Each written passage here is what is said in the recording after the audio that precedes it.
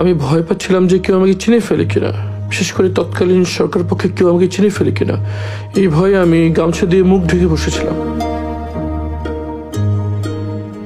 অনেকক্ষণ বসে থাকার পর যখন দেখলাম এক এক ওখানকার স্টাফরা আসছে, তখন আমি যে গার্ডের সাথে কথা বলার চেষ্টা করলাম। তখন গার্ডরা আমাকে চিনতে পারে নাই, এই জন্য আমি ঢুকতে পারিনি। তখন আমি আবার যে বসে থাকলাম মেন গেট খোলার অপেক্ষায়, অথবা কেউ পরিচিত আসবে এই অপেক্ষায় প্রায় 1 ঘন্টা বসে থাকলাম।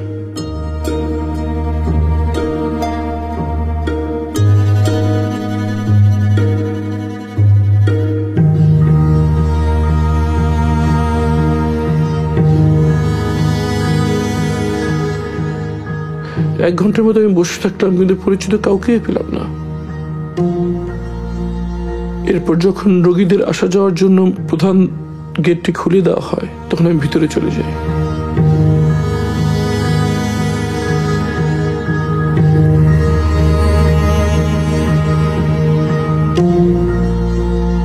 মনের ভিতরে প্রচন্ড আশঙ্কা কাজ করছিল।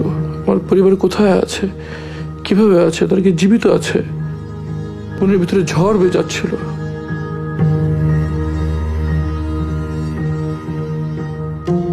একটু পর ইবনে সিনার পিআর অফিসার আশরাফ সাহেব সেখানে আসেন। উনি আমাকে আমার রুমে নিয়ে যান, যদিও তিনি আমাকে তখন চিনতে পারেন নাই। আমি ওনার কাছে স্মার্টফোনটা নিয়েই আমি গুগলে যাই এবং আমার নাম সার্চ দিই। সার্চ দেওয়ার সাথে সাথে এই ছবিটা স্ক্রিনে ভেসে ওঠে। তখন আমি ঠিক আমার চেহারা কাছে ভেবে নেই, আমাকে দেখা যায় ওনাকে চিনেন কিনা। তখন সাথে সাথে ভাই আমাকে চিনতে পারে এবং খুব আবেগ আপ্লুত হয়ে পারেন আর কি। কথায় কথায় তার কাছ থেকে আমি প্রথম জানতে পারি যে 5ই আগস্ট শেখ হাসিনা পালিয়ে গিয়েছে। আমি তো বিশ্বাসই করতে পারছিলাম না, আমার কাছে স্বপ্নের মতো মনে হচ্ছিল।